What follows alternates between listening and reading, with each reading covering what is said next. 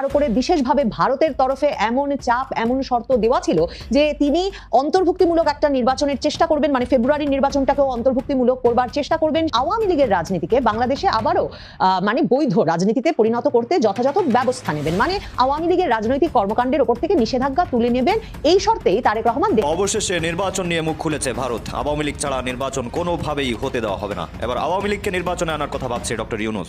আওয়ামী লীগকে এই নির্বাচনে রাখার জন্য এবং তারেক জিয়ার সাথে হয়তো এই বিষয়ে আলোচনা হয়েছে যে আওয়ামী লীগকে এই নির্বাচনে রাখা যায় কিনা এবং ডক্টর সরকারের উপর প্রেশার ক্রিয়েট করে আওয়ামী লীগের উপর যে নিষেধাজ্ঞা দেওয়া হয়েছে সেটাও তুলে ফেলা যায় কিনা। টুকাই ছেঁচড়ারা কিভাবে অর্থ চুরি করেছে আপনারা কি বুঝতে পারছেন? সার্জিস আলম পঞ্চগড়ে যাইতো লোকাল ট্রেনে করে। একে আমি ব্যক্তিগতভাবে চিনি। হুসাইন সাদ্দাম ছাত্রলীগের প্রেসিডেন্ট, তার গাড়ির পিছে পিছে ঘুরতো, টাকার জন্য ঘুরতো। কিভাবে টাকা দেবে সাদ্দাম হুসাইন, এরপর সেই টাকা নিয়ে এসে পঞ্চগড়ে যাবে ফ্যামিলির সাথে ঈদ করতে। হাসনাত আব্দুল্লাহ একটা মাত্র টি শার্ট পরে পুরো আন্দোলন চালিয়ে দিয়েছে। ফকিন্দির পোলা রামপুরা থেকে ঢাকা বিশ্ববিদ্যালয় ক্যাম্পাসে হেঁটে হেঁটে আসতো, অথচ তার সম্পত্তির পরিমাণ 30 লক্ষ টাকা নির্বাচনী হলফনামায় দিয়েছে। ভারতের পররাষ্ট্রমন্ত্রী জয়শঙ্করের সঙ্গে আমাদের প্রধান উপদেষ্টা প্রফেসর ইউনূসের সাক্ষাৎ কেন হলো না? তিনি কেন সাক্ষাৎ করলেন না? ভারত আদৌ বাংলাদেশের বর্তমান সরকারের সঙ্গে কোনো রাজনৈতিক সম্পর্ক স্থাপন করতে চায় না, যেটার ইঙ্গিত তারেক রহমানকে দেয়া নরেন্দ্র মোদীর চিঠিতে স্পষ্ট হয়েছে।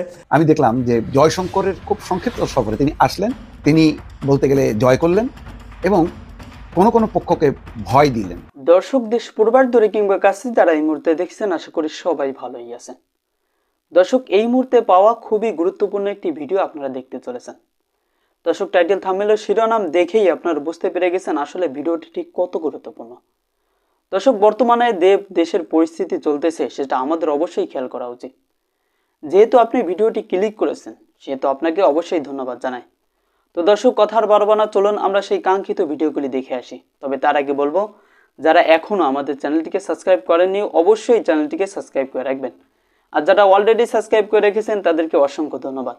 তো দর্শক, কথা আর বাড়াবো না, চলুন আমরা সেই ভিডিওটুকু দেখে আসি। আসন্ন নির্বাচনকে কেন্দ্র করে এনসিপির বাছুরগুলা তাদের হলফনামা দেখিয়েছে। নির্বাচনী হলফনামায় তো অবশ্যই সম্পত্তির পরিমাণ, বাৎসরিক আয়, বিভিন্ন বিষয় উল্লেখ করতে হয়। এই হলফনামা দেখার পর লিটারেলি আমার চোখ কপাল উঠে গেছে, চক্ষু চরক গাছ হয়ে গেছে। তার আগে আপনাদেরকে আমি দুইটা ভিডিও দেখাতে চাই, অতীতের দুইটা ভিডিও, আপনারা একটু মনোযোগ সহকারে দেখবেন। আমার বাবা একজন ইফতেদায়ী মাদ্রাসার শিক্ষক, 10,000 টাকা বেতনে জব করে উনি 3 বছর আগে অপশন নিয়েছেন।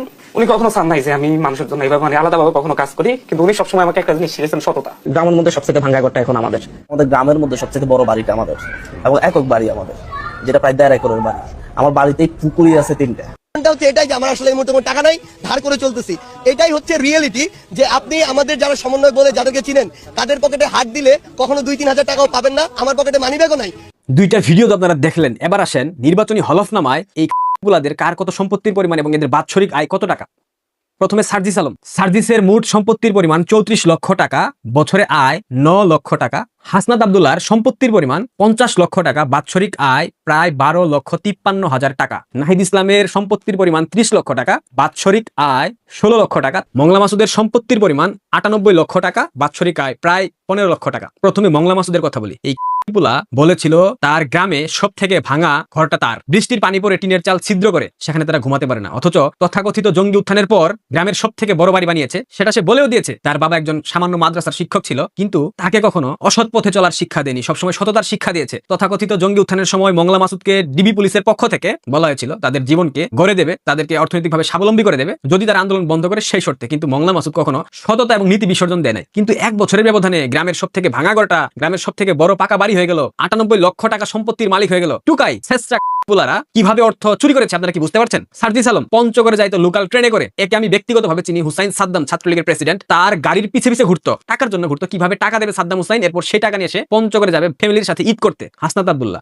একটা মাত্র টি শার্ট পরে পুরো আন্দোলন চালিয়ে দিয়েছে। ফকিন্দির পোলা রামপুরা থেকে ঢাকা বিশ্ববিদ্যালয় ক্যাম্পাসে হেঁটে হেঁটে আসতো, অথচ তার সম্পত্তির পরিমাণ 30 লক্ষ টাকা নির্বাচনী হলফনামায় দিয়েছে। বাৎসরিক আয় নাকি 13 লক্ষ টাকা। টাকা কোত্থেকে আসে এই 1 বছরের ব্যবধানে? নাহিদ ইসলাম কি ছিল? নাহিদ ইসলামের পিতা একটা সামান্য স্কুল শিক্ষক, একটা চরিত্রহীন। এই নাহিদ এখন 40,000 টাকা দামের জুতা পরে। আসিফ মাহমুদ সজীব ভুইয়া 7,500 কোটি টাকার মালিক। মংলা মাসুদ, হাসনাত আব্দুল্লাহ, সার্জিস আলম, টাকা কি তোমাদের গাছে ধরে? গাছে ঝাঁকানি দিলে টাকা পড়ে রাস্তায় মাটিতে? মানে আপনারা ভাবতে পারেন সেই জঙ্গি উত্থানের পর এই টুকায় কিরপুলারা, এই ফকিন্দির বাচ্চারা একটা আঙুল ফুলে কলা গাছ হয়ে গেছে। যারা স্বপ্ন দেখেছিলেন বৈষম্যহীন বাংলাদেশ বিনির্মাণ করা হবে, যারা স্বপ্ন দেখেছিলেন বাংলাদেশটা স্থিতিশীল হবে, যারা স্বপ্ন দেখেছিলেন বাংলাদেশ স্বৈরাচার মুক্ত হবে, যারা স্বপ্ন দেখেছিলেন তরুণরা বাংলাদেশকে একটা নতুন বাংলাদেশ হিসেবে বিনির্মাণ করবে, আপনাদের স্বপ্ন এখনো আছে। এখনো যারা এই গুলাদেরকে সমর্থন দিচ্ছেন, আপনারা একটা মানেন বা না মানেন, আপনারা সিরিয়াসলি একটা এত কিছু দেখার পরেও যদি আপনারা তাদেরকে সমর্থন করেন, আপনাদের বিবেক বলে কোনো বিষয় নাই, কিছুই নাই আপনাদের মধ্যে। এক একটা হলের পাতলা ডাল খেত, আলু ভর্তা খেয়ে জীবন ধারণ করতো। এই বলার এখন 60 লক্ষ 70 লক্ষ টাকা দামের গাড়িতে করে ঘুরে। আরেকটা বলা আছে নুরুল হক নূর, গণ অধিকার পরিষদ, 3.5 কোটি টাকা মূল্যের গাড়ি নিয়ে পটুয়াখালীতে গিয়ে নির্বাচনী প্রচারণা চালাচ্ছে। 3.5 কোটি টাকা কি ওর বাপে কখনো দেখেছে? ঢাকা বিশ্ববিদ্যালয়ের ভিপি ছিল, ভিপি থেকে গিয়ে 3.5 কোটি টাকা কামিয়েছে। টাকা কোত্থেকে আসে? ছাত্রলীগের সভাপতি সাদ্দাম হুসাইন 30 লক্ষ টাকা দামের গাড়ি ব্যবহার করাতে আপনাদের চুলকানি জলাতঙ্ক শুরু হয়ে যায়। ছাত্রলীগের নেতারা হেলিকপ্টার ব্যবহার করে চুলকানি শুরু হয়ে যায় আপনাদের মধ্যে। ভিপি সাদেক কায়েম হেলিকপ্টার দিয়ে প্রোগ্রাম করে, তখন আপনাদের চোখে পড়ে না? মানে সব দোষ শুধু ছাত্রলীগের আওয়ামী লীগের ক্ষেত্রে। সাদ্দাম হুসাইন টক শুতে ডেকে নিয়ে এসে খালিদ মহিউদ্দিন উল্টাপাল্টা প্রশ্ন করে। এখন শিবিরের সাদেক কায়েমকে টক শুতে ডাকতে পারে না খালিদ মহিউদ্দিন? এখন নুরুল হক নূরকে জিজ্ঞাসা করতে পারে না 3.5 কোটি টাকা মূল্যের গাড়ি দিয়ে কিভাবে নির্বাচনী প্রচারণা চালাতে যায়? কোত্থেকে আসে টাকা? এখন কেন এই এনসিপির বাসুরদেরকে বলা হচ্ছে না যে এত টাকা তোমরা 1 বছরের ব্যবধানে কিভাবে উপার্জন করলে? তোমাদের আয়ের উৎস কি? সব ধান্দাবাজি, সব তদবির বাণিজ্য, সব নিয়োগ বাণিজ্য। মোংলা মাসুদ বন্দরটাকে এককভাবে নিয়ন্ত্রণ করে। হাসনাত আব্দুল্লাহ বাংলাদেশে যতগুলো কোচিং সেন্টার আছে প্রত্যেকটা নিয়ন্ত্রণ করে। নাহিদ ইসলাম বাংলাদেশের সবথেকে বড় চাঁদাবাজদের মধ্যে অন্যতম। কিসের মির্জা আব্বাস চাঁদাবাজ? মির্জা আব্বাসের থেকেও কয়েক ধাপ উপরে নাহিদ ইসলাম। আর সার্জিস গুলা ঠিকাদারি যারা করে তাদের সাথে লিয়াজু মেইনটেইন করে, তাদেরকে কাজ কাম পাওয়ার কথা বলে কাজ কাম বাগিয়ে নিয়ে উপার্জন করে কোটি কোটি টাকার মালিক হয়েছে। এরা প্রত্যেকে কয়েকশো কোটি করে টাকার মালিক। আপনারা কি সেটা জানেন? দুর্নীতি করে কেউ কখনো পার পেয়ে যায় না। বলা হতো আওয়ামী লীগের নেতারা এটা করেছে, ওইটা করেছে, চুরি করেছে, চামারি করেছে। শেখ হাসিনার পিয়ন 400 কোটি টাকার মালিক হয়েছে। আরে শেখ হাসিনার পিয়ন তো 16 বছরে 400 কোটি টাকার মালিক হয়েছিল। তোরা বলারা তো 16 মাসে 1000 কোটি টাকার মালিক হয়েছিস। তাহলে দুর্নীতিগ্রস্ত কারা? দুর্নীতিবাজ কারা? দেশ বিরোধী চক্রান্তকারী কারা? প্রত্যেকের বিচার হবে। তারেক রহমানের নির্বাচনী হলফনামা দেখলাম, তার বাৎসরিক আয় 7 লক্ষ টাকা। 7 লক্ষ টাকা দিয়ে ব্যক্তিগত দেহরক্ষী রাখা, লন্ডনের মতো জায়গায় 7 লক্ষ টাকা উপার্জন করে বাৎসরিক, মেয়েকে ব্যারিস্টারি পড়ানো, 7 লক্ষ টাকা উপার্জন করে রেঞ্জ রোভার গাড়ি চালানো, ডুপ্লেক্স বাংলোতে থাকা, বিলাসী জীবন ধারণ করা। 2 নম্বরের একটা লেভেল থাকে, লেভেলের মধ্যেই পড়ে এরা। প্রত্যেকে দেশদ্রোহী শক্তি। বললাম না বাচ্চা ফুটফুটে সুন্দর, এরা এক একটা ওইটার বাচ্চা। তার উপরে বিশেষভাবে ভারতের তরফে এমন চাপ, এমন শর্ত দেওয়া ছিল যে তিনি অন্তর্ভুক্তিমূলক একটা নির্বাচনের চেষ্টা করবেন, মানে ফেব্রুয়ারির নির্বাচনটাকেও অন্তর্ভুক্তিমূলক করবার চেষ্টা করবেন। সেটা যদি সম্ভব না হয় তাহলে তিনি ফেব্রুয়ারির নির্বাচনের পর দায়িত্ব গ্রহণ করবার পরপরই আওয়ামী লীগের রাজনীতিকে বাংলাদেশে আবারও মানে বৈধ রাজনীতিতে পরিণত করতে যথাযথ ব্যবস্থা নেবেন। মানে আওয়ামী লীগের রাজনৈতিক কর্মকাণ্ডের উপর থেকে নিষেধাজ্ঞা তুলে নেবেন। এই শর্তেই তারেক রহমান দেশে ফিরতে পেরেছেন। তারপর 25 তারিখ দেশে ফিরে তারেক রহমান যে বক্তৃতা দিয়ে আসলে জনমনে একটা ব্যাপক আলোড়ন সৃষ্টি করেছেন, যেই বক্তৃতায় তিনি ঐক্যবদ্ধ দেশের কথা বলেছেন। তিনি বলেছেন বাংলাদেশের হিন্দু, মুসলমান, বৌদ্ধ, খ্রিস্টান, পাহাড় সমতলের সকল মানুষকে ঐক্যবদ্ধভাবে দেশ গঠনে কাজে লাগতে হবে। যেখানে তিনি বলেছেন যে একটা নিরাপদ বাংলাদেশ তৈরি করাই তাঁর মূল লক্ষ্য। যেখানে তিনি বলেছেন আমরা শান্তি চাই, শান্তি চাই, শান্তি চাই। সেসব বাক্য শুনে আরো বেশি করে একদল মানুষের মধ্যে এই বিশ্বাস ভীষণভাবে দানা বেঁধে উঠেছিল যে তারেক রহমান আসলে কোনো প্রতিশোধমূলক রাজনীতি করতে চান না।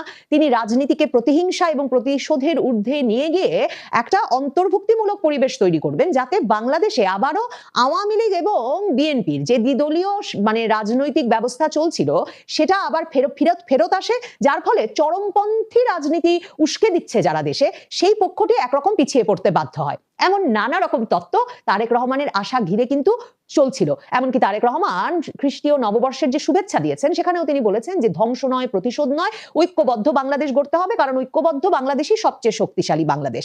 কিন্তু যারা বাংলাদেশের রাজনীতিটা মানে খুব নিবিড়ভাবে পর্যবেক্ষণ করেন এবং যুক্তি দিয়ে বিশ্লেষণের চেষ্টা করছিলেন, তাদের পক্ষে বোঝা খুব মুশকিল হচ্ছিল যে ঠিক কি প্রক্রিয়ায় আওয়ামী লীগকে এমন বিপদে উদ্ধারে বিএনপির পক্ষে এগিয়ে আসা সম্ভব, কিংবা তার মানে আওয়ামী লীগ বিএনপির একটা রাজনৈতিক মৈত্রী হবার মানে পরিস্থিতি কিভাবে সম্ভব। কারণ তারেক রহমান আসার পরপরও কিন্তু আওয়ামী লীগ সভানেত্রী শেখ হাসিনা আওয়ামী লীগ নেতৃবৃন্দ, নেতাকর্মী, সমর্থকদের উদ্দেশ্যে সামাজিক যোগাযোগ মাধ্যমে ভাষণ দিয়ে বলেছেন 17 বছর পর প্রেসিডেন্ট জিয়ার ছেলে ফিরেছেন বটে, কিন্তু যুব দলের এক নেতাই প্রথম 32 নম্বরে আগুন দিয়েছিল 32 নম্বর ভাঙার সময়।